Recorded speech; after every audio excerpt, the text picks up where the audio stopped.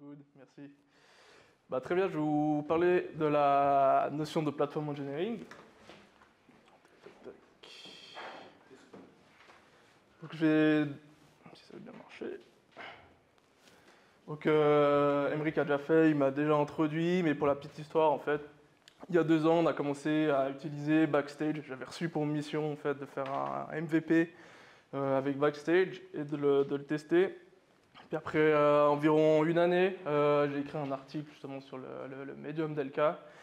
Justement, à l'issue de cet article-là, c'est ce qui fait qu'on a eu la suggestion que je présente aujourd'hui à Silicon Chalet un peu plus qu'on a fait. Donc ça a pas mal évolué depuis le temps. Sinon, pour moi, je suis DevOps/Platform Engineer dans l'équipe en fait qui fournit les tools, les environnements de dev aux différents projets qu'on a chez LK. On est dans une équipe de 7, je suis dans une équipe d'experts justement. Et nos environnements sont clairement basés sur du cloud native, donc la containerisation, etc.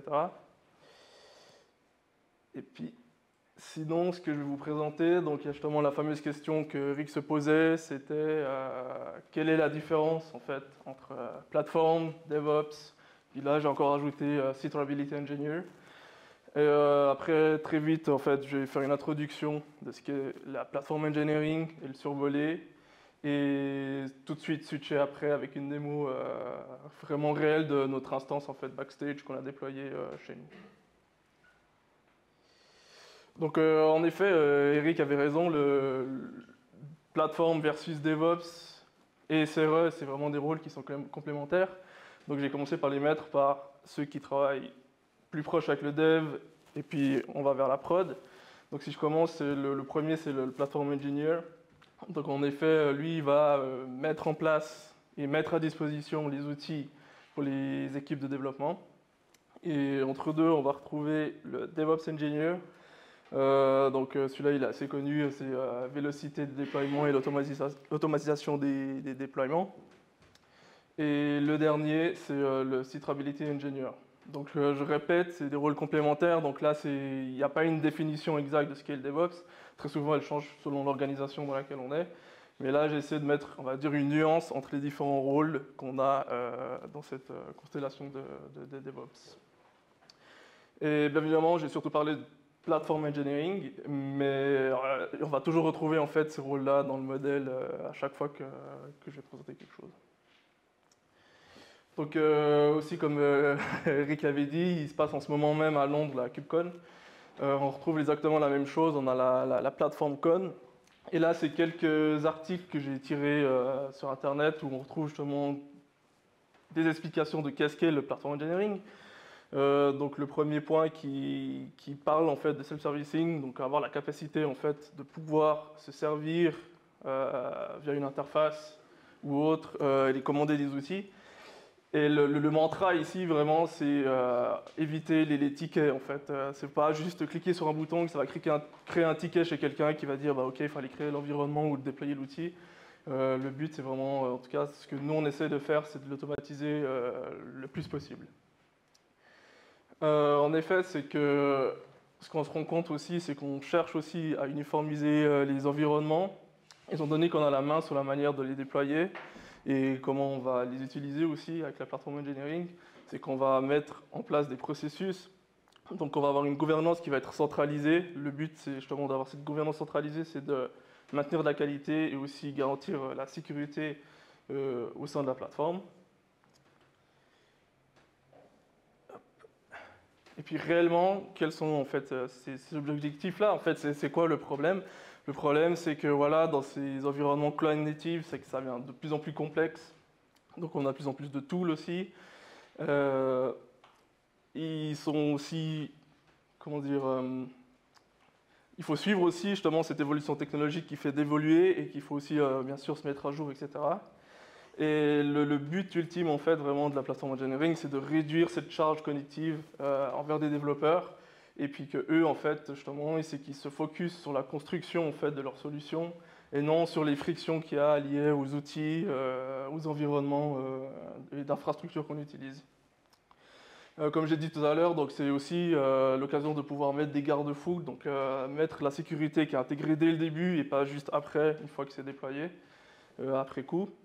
Et côté priorité, donc peut-être la manière dont je dis ça, ça a l'air limitant pour les développeurs, mais ce qu'on veut éviter, c'est de limiter la créativité ou l'autonomie en fait des équipes. C'est toujours leur laisser le choix en fait aussi des solutions qu'ils veulent utiliser. Et bien évidemment, c'est vraiment d'améliorer cette expérience développeur via un portail de self-service. Et la mesure de succès là, justement, de la plateforme, c'est le temps de mise en production. Bien évidemment, sans sacrifier aussi la fiabilité et la qualité. Donc là, c'est un schéma où je compare justement un modèle où on va dire où on a à chaque fois un projet qui démarre et le modèle avec la plateforme. Donc on voit déjà une grosse différence, c'est qu'on a un gros bloc plateforme qui est ici et qui est utilisé par tous les projets et qui est le même. Quels sont les avantages et les inconvénients comparés aux deux? Donc si je donne les avantages de ce modèle-là, c'est que c'est vrai qu'on a plus de flexibilité, parce qu'en fait on va faire le setup à chaque fois comme on le souhaite, avec les solutions qu'on souhaite. Donc on a une certaine, on va dire, liberté technologie. Les inconvénients sur ce modèle-là, c'est que c'est difficile à scale. Donc si je prends, je sais pas, par exemple, nous on est 7 DevOps Engineers, là on a 3 projets, ça va encore, mais dès qu'on va passer à 20, 30, 40, ça va devenir de plus en plus compliqué en fait, d'un point de vue maintenance et au niveau du setup qu'il faudra toujours répéter à chaque fois. Et côté plateforme, donc côté plateforme, l'avantage c'est que, étant donné que tout le monde profite de cette évolution continue, c'est qu'on va mettre à jour en fait tous nos environnements qui sont en dessous. Et aussi ce qui est en dessous est obligé d'être conforme à ce que la plateforme propose. Et aussi on voit que le setup il est beaucoup moins élevé, étant donné que en fait, la plateforme aussi elle va mettre à disposition et déployer des choses pour les projets pour réduire justement ce temps de setup qui est au début du projet. Les inconvénients, c'est vrai qu'il faut faire les bons choix dès le début, parce que si on fait les mauvais choix, c'est qu'on va, avec la plateforme qui est au-dessus, c'est qu'on va impacter en fait le reste aussi. Voilà, c'est qu'il faut faire, voilà, c'est quelque chose en amont, une réflexion qu'il faut faire assez tôt pour pouvoir avoir une plateforme saine. Et en effet, c'est pas toujours adapté à tous les projets. C'est sûr, si on a besoin de flexibilité et qu'on ne rentre pas dans la plateforme, ça peut être compliqué. Et aussi, il faut avoir une vision alignée. Donc, c'est pas, certes, il y a plusieurs blocs, c'est pas un bloc qui est ici et un bloc qui est là, c'est que tout le monde doit avoir la même vision en fait, et c'est d'éviter l'incohérence en fait dans la plateforme et les dérives liées aux utilisations de la plateforme. Donc là, c'est un petit exemple. Bon, j'ai rien contre les personnes qui font du .NET, mais disons que ça peut être du .NET ou du Java, peu importe. Mais là, l'exemple, c'est du .NET. J'ai un backend .NET qui veut utiliser un MS SQL, Microsoft SQL Server, pour leur base de données, et ils veulent faire tourner leur backend sur une virtual machine, donc une VM. En effet, ça pourra fitter ce modèle qui est ici à gauche, parce qu'ils vont faire le setup de la VM, etc., et déployer leur solution. Par contre, s'ils viennent avec ces idées-là côté plateforme, ça risque de coincer, parce que nous, on va surtout mettre en avant des solutions cloud native. Et comme j'ai dit tout à l'heure, c'est qu'on a fait en fait des choix aussi en amont pour uniformiser nos environnements. Donc, dans ce cas-là, j'aurais plutôt dit que la solution, le .NET, il n'y a pas besoin de le changer, il n'y a pas de problème. Par contre, nous, on maîtrise du PostgreSQL et bien évidemment, on veut de la containerisation et pas de la VM.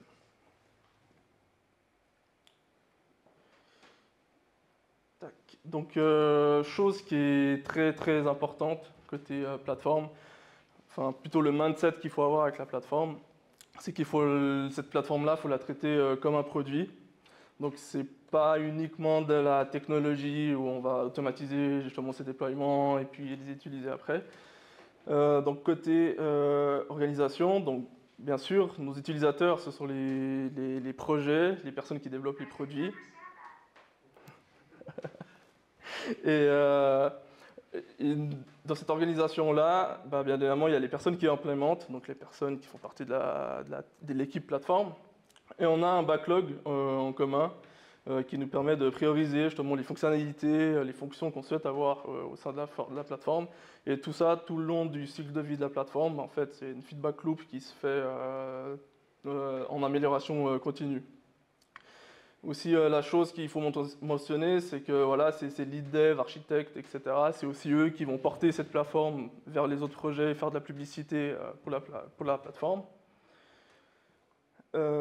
Ensuite, je passe sur le bloc du milieu. Donc c'est ici que je disais que c'est pas uniquement en fait technologique, c'est qu'on retrouve aussi d'autres choses. Donc, bien évidemment, on va avoir du monitoring. Aussi là, le mindset qu'on va avoir, c'est you build it, you run it. Donc typiquement pour le monitoring, c'est pas la plateforme qui va mettre en place le monitoring pour les projets. Donc eux-mêmes, ils vont mettre en place le monitoring. Ils vont nous faire monter des points d'alerte qui sont importants vis-à-vis de la plateforme. Donc c'est à eux de définir en fait ces alertes-là pour que, d'un point de vue plateforme, on ait quand même une visibilité en fait des alertes critiques qui est en dessous. Si eux, ils ont besoin d'un dashboard pour savoir le nombre d'emails qu'ils envoyaient par seconde, ben ça, c'est à eux de faire leur côté. Mais par contre, nous dire à quel moment la solution, on va dire qu'elle va être down, il faut qu'elle soit remontée côté plateforme. Le self-training, super important justement, bah, vu que c'est un produit, il faut pouvoir aider les équipes à s'approprier cette plateforme-là. Donc c'est les former à utiliser cette plateforme-là de manière autonome. Et c'est aussi de pouvoir aussi de profiter de streamliner les bonnes pratiques côté sécurité et gouvernance. Et on retrouve ici une petite couche qui est le développeur portail.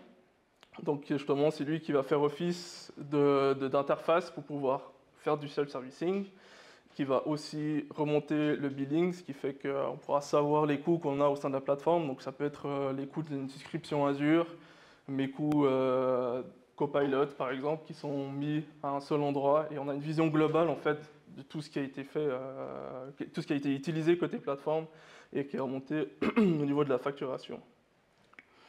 Les indicateurs, c'est d'avoir un tableau de bord en fait, d'utilisation et des performances vis-à-vis de la plateforme. Aussi, un autre bloc qui est assez important, justement, le but, c'est d'accélérer justement le développement. Donc, on a une plateforme qui est bien connue, on va mettre en place des accélérateurs où on va justement aider les équipes à démarrer rapidement leur projet sur la plateforme.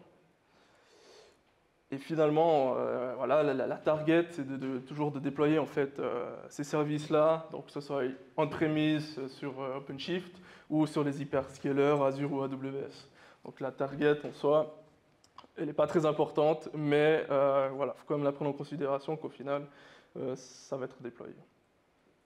Donc là, c'est un autre schéma qui est en forme de pyramide. Donc ce qui ne change pas, c'est que voilà, le but, c'est qu'on ait nos clients soient contents, en fait, satisfaits de ce qu'on propose. Et au niveau ici, on a toujours l'équipe qui va justement qui va développer ça pour le client. Et justement, bah, eux, ils vont avoir leur applicatif, donc la logique applicative de leur côté. Et on a l'infra, bien évidemment, qui va faire tourner cet applicatif. Donc on peut voir que là, il manque un bloc. C'est pour montrer justement ce que la plateforme elle peut proposer. Donc tout à l'heure, je disais qu'il y avait des accélérateurs. Donc nous, on a appelé ça les workload modules.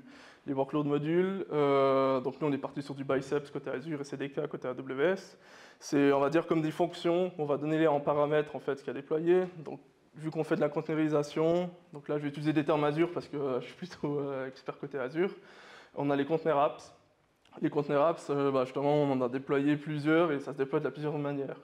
Donc nous, en fait, on a fait des modules où ça déploie le container apps environnement, ça déploie la registry et ça donne le bout de code côté GitHub Action qui permet de pousser justement l'image. Donc, entre guillemets, ce que le projet a juste besoin de faire, c'est de builder justement ce conteneur et réutiliser la GitHub Action qu'on leur a mis à disposition. Et la registry, elle aura déjà tous les bons paramètres, le container apps environnement aussi, elle pourra aller pouler l'image de ce côté-là. On en retrouve encore un niveau en dessous, en fait, c'est la landing zone module.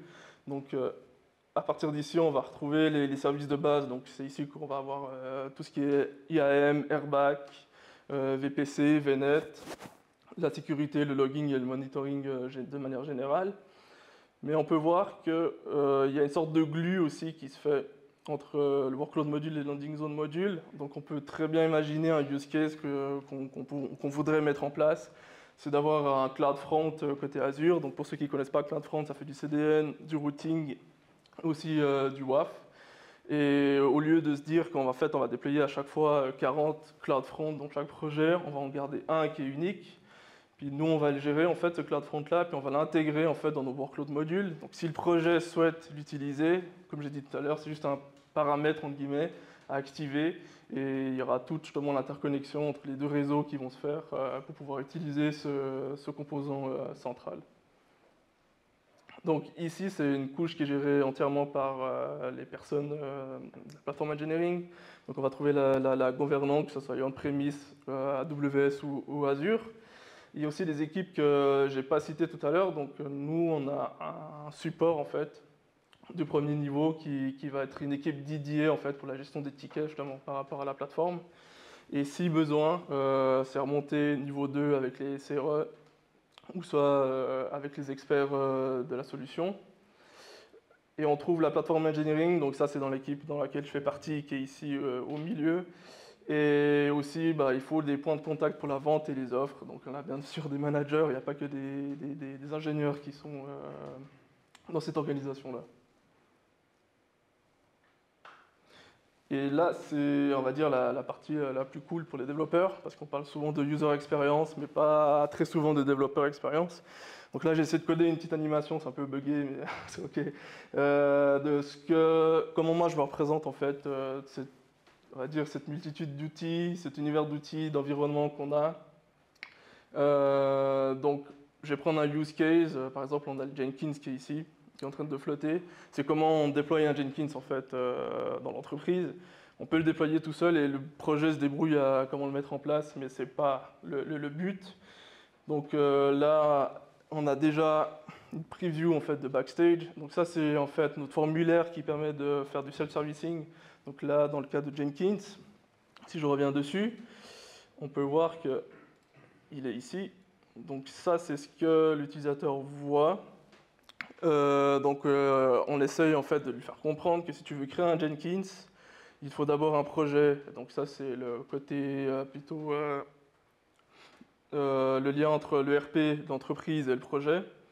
Et une fois qu'on a ça, il faut bien évidemment créer un Bitbucket parce qu'on ne va pas aller à la main sur le Jenkins, donc on va le faire, on va mettre notre code de pipeline à l'intérieur d'un repository Bitbucket. Et les images qu'on build, on va les pousser sur un Artifactory. Et très important, on va avoir un namespace en fait pour pouvoir faire tourner ce Jenkins-là de manière opérationnelle. Et en effet, toute cette glue-là, elle est faite au travers de Backstage et gérée par Backstage. Et ça nous permet aussi d'assurer la sécurité. Donc là, on peut voir qu'il y a une ligne qui sépare, c'est-à-dire que le projet de la team B ne pourra pas aller modifier des assets de la team A. Donc il y a aussi, ça nous permet aussi de pouvoir garantir qu'on a mis le token au bon endroit et que c'est aussi les bonnes personnes qui puissent utiliser les ressources de leur projet. Les bonnes personnes qui puissent utiliser les ressources de leur projet. Donc là, j'arrive sur Backstage. Donc Backstage, il a été initialement développé par Spotify. Donc Spotify, ils avaient aussi ils se sont rendus compte en fait qu'ils avaient ce problème, c'est qu'ils faisaient face à une explosion de services, de microservices, de pipeline, de monitoring, d'alerte, etc. Et qu'il y en avait un peu dans tous les coins, j'ai envie de dire. Et ce qu'ils se sont rendus compte, c'est qu'en fait les développeurs, ils passaient plus de temps à naviguer au travers justement de ces alertes, monitoring, etc. Et qu'il leur fallait un écosystème en fait qui va rassembler tout ça et que le développeur en fait il passe plus de temps à développer, à écrire du code que naviguer parmi ces services-là. Donc ils ont justement cette nécessité d'avoir un portail unique, centralisé aussi pour la documentation. Le projet il a été mis en open source en 2020 et puis maintenant c'est aussi un projet assez important de la Cloud Native Foundation, Computer Foundation, et qui est aussi par la même occasion devenu de facto la solution, on va dire, par défaut pour développer un IDP, un Internal Developer Platform. Et justement là, j'ai vu cette statistique-là qui est sortie il y a quelques semaines, le 19 mars. Ça, DX, c'est une entreprise en fait qui font du développement avec Backstage, mais eux, leur solution n'est pas open source, donc eux, leur business en fait, c'est de fournir un Backstage qui est prêt à être à l'utilisation. Ils en ont profité aussi pour faire justement un sondage en demandant aux entreprises quelle est leur solution en fait d'IDP. Et justement, en effet, c'est que cette enquête-là, elle a montré que voilà, c'est quand même Backstage qui domine principalement le marché. Et aussi, avant qu'on adopte Backstage, on était plutôt aussi dans cette option 2-là. Donc on avait un outil en fait en interne qui était entièrement développé chez nous de notre côté. Après, on a switché sur Backstage. Donc ça veut dire qu'aussi on a pu profiter aussi de cette expérience-là et de la porter sur Backstage. Donc ici, c'est un schéma qui représente le modèle de Backstage. Donc out of the box, qu'est-ce qu'on a avec Backstage? On a le catalogue. Donc le catalogue, c'est ici qu'on va... En fait, c'est le point névralgique en fait, de Backstage. C'est ici qu'on va en fait, avoir l'inventaire de nos API, microservices, on peut aussi mettre des modèles de machine learning, etc. Donc c'est un peu voilà, le casier où on va mettre tous nos services et les informations qu'on a besoin, les métadatas. Et ce catalogue-là, comment il fonctionne en fait? C'est un fichier YAML qu'on met sur le repository qui permet justement d'indiquer comment on veut ranger nos assets. Les deux plugins qui viennent out of the box avec Backstage, c'est TechDoc. Donc la TechDoc, c'est de la documentation basée en Markdown. Donc peut-être certains d'entre vous connaissent déjà MKDocs. Donc sous le capot, c'est ça en fait, c'est un MKDocs qui est intégré directement dans Backstage. Après, on a aussi les software templates. Les software templates, c'est surtout pour faire du scaffolding. Ça marche comme le catalogue. Donc, on a un fichier YAML où on donne les entrées qui nous permettent justement de faire du déploiement répété. Et Backstage, réellement, en fait, il vient un peu tout nu. Il n'y a pas grand-chose en fait avec Backstage. C'est que, en fait, Backstage, c'est l'art de développer ses propres plugins selon ses propres besoins. Donc nous, c'est ce qu'on a fait pour pouvoir justement faire tous ces formulaires de création, comme on veut linker nos services et nos outils. Donc nous, on a développé pour chaque outil / service un plugin custom qui est entièrement développé chez nous et qui est intégré dans notre Backstage. Sinon, on retrouve aussi bien sûr une communauté qui est assez forte côté plugins qui sont open source. Entre autres, nous on utilise ceux de base qui sont pour Kubernetes, Jenkins, SonarQube. Cost Insight, c'est justement notre outil FinOps qui permet de rassembler tous les coûts au même endroit. Il y a une autre chose qu'on a rajoutée, donc ça c'est quelque chose qui vient absolument pas avec Backstage, c'est quelque chose qu'on a rajouté en plus à côté. C'est Argo Workflow, c'est pas à confondre avec Argo CD. C'est un outil en fait qui permet d'automatiser les tâches. On a utilisé cet outil-là parce que ce qu'on s'est rendu compte, c'est que typiquement avec AWS Azure, ça peut vite prendre du temps en fait à faire les déploiements. Donc on a des tâches asynchrones. Et justement, ça c'est un outil qui nous permet en fait aussi d'utiliser n'importe quoi comme langage, entre guillemets. Donc si je veux faire du Terraform / OpenTofu ou du CDK ou du Bicep côté Azure, tant qu'on a un container, ça fonctionne. Et aussi, on peut linker ces différents containers entre eux pour faire les actions qu'on souhaite réaliser. Au-delà de ça aussi, on a plusieurs cron jobs qui tournent à côté de Backstage, justement, pour faire ces déploiements. Donc, si je fais une big picture de Backstage chez nous, chez LK, donc là, il y a le catalogue que j'ai présenté tout à l'heure, les plugins communautaires et aussi les plugins qu'on a développés chez nous. On a aussi fait une grosse part aussi pour ajouter une couche middleware qui ne vient pas avec Backstage malheureusement. C'est tout ce qui est pour la gestion des utilisateurs, les accès admin et que justement aussi les calls à API passent au même endroit. On a donc une authentification avec Keycloak. On a aussi amélioré le système de logging pour avoir des logins qui sont mieux que ceux qu'on a par défaut, et bien évidemment du monitoring, la gestion des utilisateurs qui sont, la gestion des utilisateurs depuis LDAP. Et là, on a l'outil justement Argo Workflow que j'ai présenté tout à l'heure, Donc grosso modo, si je prends par exemple, je veux commander un account AWS, on va passer par notre plugin qui va lancer en fait cette demande côté Argo Workflow, et Argo Workflow il va faire le job justement de déployer cet account-là côté AWS. Parfait. Donc là, je vais faire une petite démo de l'instance qui est chez nous. Si, juste switcher. Non, toujours pas. Tac.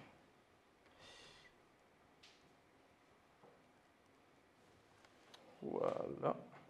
Normalement, mon écran doit dupliquer. Parfait. Là, lorsqu'on arrive sur Backstage, donc ça c'est la home page. Donc c'est la première chose qu'on voit lorsqu'on arrive sur Backstage. La chose qui est aussi très intéressante avec cette démo-là, c'est que souvent j'ai vu qu'il y avait pas mal de talks ou d'articles qui parlent de Backstage, mais on ne voit pas réellement Backstage, comment il est utilisé dans ces organisations-là. Donc là, c'est l'occasion de montrer comment nous, on l'a mis en place. Donc on a ce système de cards, en fait. Une card correspond à un projet sur lequel je fais partie. Donc là, moi, je fais partie du projet Artemis et du projet Cloud Sample, etc. On voit très rapidement qu'on a aussi en un coup d'œil les services qui ont été déployés sur les projets. Donc là ici j'ai un GitHub et un Azure. Et aussi la remontée des coûts qui est remontée directement. Donc là je peux voir que j'ai un projet qui passait de quelques centimes à une soixantaine de francs le mois passé.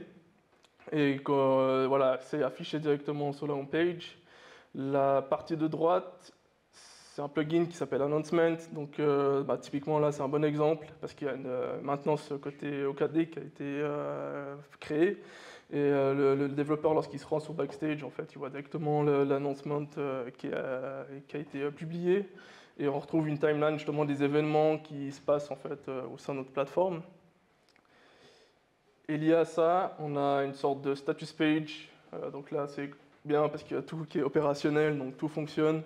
Mais lorsqu'on a justement un incident ou quelque chose qui se passe mal, c'est affiché directement ici sur la home page. Donc ça, c'est notre capacité en fait à faire du self-servicing. C'est tous les services qu'on est capable de déployer. Donc on a séparé en deux blocs. On a tout ce qui est partie cloud et partie on-premises qui est chez nous. Et ici aussi, on retrouve justement pour chaque service un onglet qui est dédié au service. Et lorsque j'arrive ici, bah là, ça filtre en fait les assets. Donc là, j'ai tous mes assets Azure par rapport au projet auquel je fais partie. Et on a aussi toute une intégration. Donc comme là, bah, on veut pousser en fait l'utilisation de OIDC avec les GitHub Actions. On a un formulaire qui justement automatiquement fait le setup pour IDC avec Azure et GitHub. Management, donc ça c'est plutôt pour les managers justement. C'est ici qu'ils vont pouvoir gérer toutes les permissions, donc rajouter ou retirer des utilisateurs pour donner les accès aux différents services.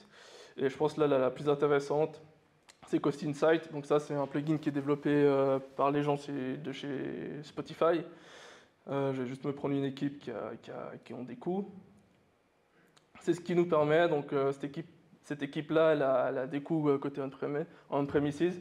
Et là, on voit les coûts en fait, justement au KD pour chaque catégorie, mémoire, CPU et storage. Aussi, s'ils utilisent un nœud Windows, on retrouve les coûts justement d'utilisation. Et aussi le stockage, bien évidemment. Et SonarCube qui est là pour faire l'analyse de code, donc les lignes de code, justement comment c'est billé et comment c'est facturé plutôt au projet. Donc comme j'ai dit tout à l'heure, c'est que Backstage permet d'avoir aussi un point central pour la documentation. Donc ici, ça c'est justement notre documentation à nous. Donc je peux prendre par exemple AWS. Donc le format c'est du Markdown, donc comme je l'ai dit tout à l'heure, sous le capot c'est MKDocs, donc c'est assez pratique pour écrire de la doc technique, surtout quand on veut montrer du code, etc. Dans le format Markdown. Donc si les développeurs justement ont besoin d'informations vis-à-vis de la plateforme, donc comment utiliser Azure, comment utiliser AWS, ils peuvent se rendre là. Et on a les Godel Samples, donc là c'est aussi une documentation, mais là c'est en fait de bout en bout, on montre comment on va construire l'application, comment la builder et comment l'utiliser avec la plateforme. Donc je peux prendre un exemple, par exemple JSVit. Donc si on clique ici, bien sûr, on va aller sur le code. Donc c'est une to-do app, c'est quelque chose qui est très simple à démontrer. Et on va retrouver en fait, la documentation qui est ici, qui va expliquer comment utiliser ce sample-là. Et comme je l'ai dit tout à l'heure, c'est comme le catalogue, c'est le névralgique de Backstage. Donc là, je suis dans la section catalogue. Je peux voir toutes les dépendances en fait vis-à-vis de cet exemple JSVit. Donc JSVit, c'est du front-end, donc je peux avoir le back-end en .NET, Python, en Go ou en Java. Comme ça, moi, je peux, voilà, si je fais du front-end, je retrouve les exemples rapidement pour le back-end. Et ça, justement, ça, c'est les plugins communautaires. Donc CI/CD, donc là, ça, c'est la Quality Gate, justement, qui est remontée, en fait, depuis SonarQube. Donc on a juste installé, en fait, ce plugin SonarQube. Et les métriques, elles sont remontées directement dans le catalogue. Donc l'API, on n'aura pas grand-chose vu que c'est du front-end. Les dépendances, non plus. Tac, donc là, on peut voir, on a ce plugin aussi Kubernetes qui va lister en fait les pods qui tournent pour pouvoir faire tourner cet exemple-là. Si je retourne côté dépendance, où je peux choisir un back-end, par exemple Spring Boot. Donc on a aussi automatiquement, lui, il détecte aussi tout ce qui est Swagger, donc on l'a directement intégré dans Backstage, le Swagger de ce back-end-là. Donc là, c'est l'exemple To-Do. Si je continue, donc là c'est les software templates, c'est encore work in progress. On a quelques équipes qui l'utilisent, donc là typiquement on a l'équipe qui est en train de développer du data platform as service. Donc ils ont plusieurs clients qui souhaitent déployer du Databricks et justement eux ils ont mis en place, donc toujours via un fichier YAML, quel input ils font donner et une fois qu'on appuie sur Enter, ça déploie, ça rajoute en fait ce Databricks là pour le client. Et ça, c'est entièrement géré en fait par cette équipe-là et non par l'équipe plateforme. Et ensuite, on retrouve justement ces status pages-là qui regroupent en fait, qui montrent l'état des services qu'on propose et aussi on va dire, des raccourcis. Parce que, étant donné Azure, c'est pas hébergé chez nous, les raccourcis, ils ont juste à cliquer s'il y a une interruption qui se passe côté Azure. Donc là, j'arrive sur la fin de la démo. On a les future flags qui permettent d'activer des fonctions. Donc, si on est administrateur de la plateforme, on aura des options en plus qui permettent de, par exemple, supprimer ou modifier des choses qui ne sont pas autorisées par l'utilisateur normal, j'ai envie de dire.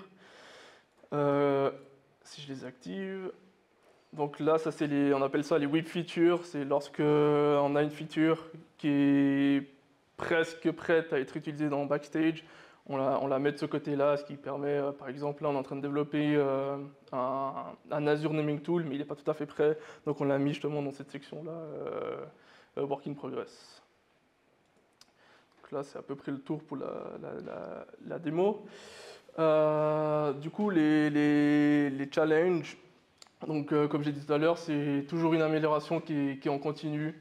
Nous, on souhaiterait justement améliorer la visibilité vis-à-vis du monitoring, faciliter aussi les sandboxes, c'est-à-dire que si on veut faire des essais, je ne sais pas, AI ou testing ou juste des proof of concept, c'est de pouvoir via Backstage, d'avoir cette option-là, d'avoir cet environnement-là qu'on va créer pendant quelques semaines et puis qui va être supprimé après. Les challenges, oui, plateforme engineering, c'est beaucoup de skills différents. Il faut savoir builder, runner et apporter du support aussi aux entreprises. Backstage, le learning curve, il est assez élevé. Bon, moi, j'ai trouvé ça assez fun, mais il faut aimer coder parce que voilà, ça reste une web app derrière, donc il faut quand même coder cette web app. Côté achievement, donc j'ai regardé hier, on a à peu près 3500 services qui sont enregistrés dans Backstage. Donc on a cette vue-là en fait. Quand je dis service, c'est SonarQube, les repos GitHub, etc. etc. Donc nous, on a vraiment cette vue-là de source de vérité. On sait l'état, en fait, qui utilise ces services-là, s'ils ont été archivés ou pas, s'ils ont été supprimés, ou qui c'est qui a fait des modifications sur ce service-là. Sinon, de manière générale, on a 95% de transition du classique VM vers de la configuration plutôt cloud native, et aussi une adoption de 90% de projets qui ont adopté de la CI/CD dans leur projet. Voilà, je suis arrivé à la fin de la présentation. Merci beaucoup.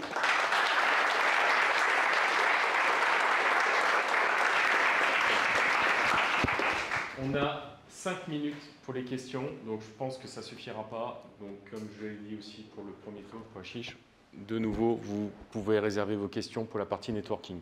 Donc là, on a 5 minutes. Qui commence? Allez. Merci pour la présentation. Question juste pour les Golden Samples. Oui. C'est des documents faits sur mesure ou c'est des qui sont fournis en standard? Parce que je n'ai pas compris cette partie-là. En effet, les Golden Samples... je veux dire, adapté à votre environnement, c'est ça que je veux dire. C'est ça, c'est quelque chose qui est dans justement cette discipline platform engineering. On peut le trouver sous d'autres noms comme Blueprints, etc.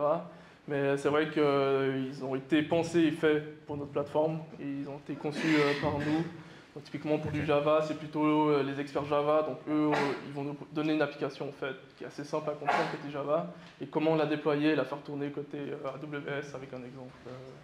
Ok, donc ça a été développé et adapté à la plateforme. Exactement. Le cas. Ok. Donc le but c'est toujours de fitter en fait ce que la plateforme propose et ce qu'on peut en faire en fait avec. Voilà.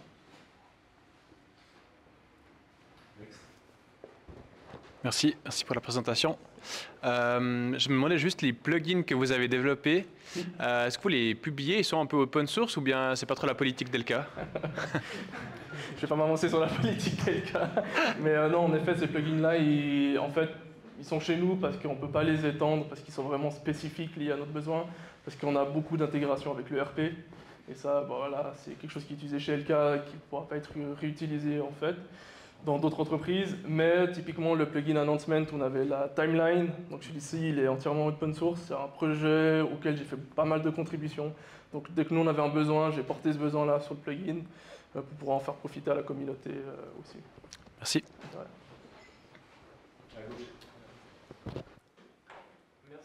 Du coup, je rebondis sur la question juste avant, sur les plugins.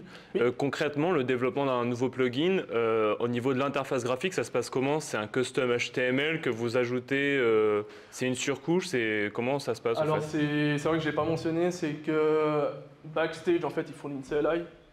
Donc si je veux créer un nouveau plugin, si mon plugin, c'est séparé en front-end, back-end, évidemment. Donc j'ai une CLI qui va m'initialiser, en fait, tout ce qui est nécessaire côté front-end et côté back-end. Donc c'est du développement classique, c'est du TypeScript avec du Node.js derrière. Donc, quelque chose d'assez standard. Et justement, il y a cette CLI en fait, qui initialise des fichiers de test, tout ce qui est nécessaire pour être utilisé, et puis nous on rajoute par-dessus ce qu'on a besoin. Ok, et juste quand vous provisionnez une machine, enfin quand quelqu'un provisionne une machine sur l'interface, derrière c'est que vous avez développé un script bash par exemple qui exécute une suite d'instructions ou c'est plutôt de l'infrastructure as code qui provisionne? On a un peu des deux, donc je peux m'avancer côté Azure. Donc Azure, on clique, on veut une nouvelle souscription. Donc là, c'est vraiment de l'OpenTofu en fait qui va tourner dans un Terraform, dans un container. Et cet OpenTofu là, justement, il va s'exécuter. Et nous, en fait, on fournit un fichier JSON qui est en fait l'API de Backstage. Et on transmet ça comme state Terraform. Et lui, il va le déployer derrière pour nous. Ok, merci. Ouais. Une autre question?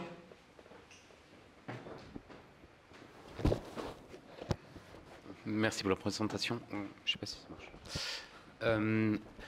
Donc, au début, vous mentionniez OpenShift, mais après, dans la majorité des slides, il y avait OKD, donc qui est la version open source de. Donc, est-ce qu'il y a une raison particulière de vous déployer ça sur Azure, en fait, par-dessus? C'est vrai que donc, nous, on a notre solution de premises pour le dev qui tourne sur OKD de manière historique. Sinon, c'est OCP pour la partie prod. Donc ça, c'est chez nous. Mais les projets ont justement le choix de pouvoir déployer en premises ou sur Azure ou sur AWS. Donc c'est soit l'un soit l'autre, c'est pas. Mais c'est toujours sur une target d'une base de OpenShift ou équivalent, donc la version Red Hat de Kubernetes. Voilà, c'est vraiment axé cloud native. Donc peu importe, c'est qu'on va utiliser de la containerisation et des solutions cloud native justement pour les environnements de projet. Okay, En merci. tout cas, pour ce cas-là. Question, c'est tout bon? Eh ben merci Gaël. Merci beaucoup.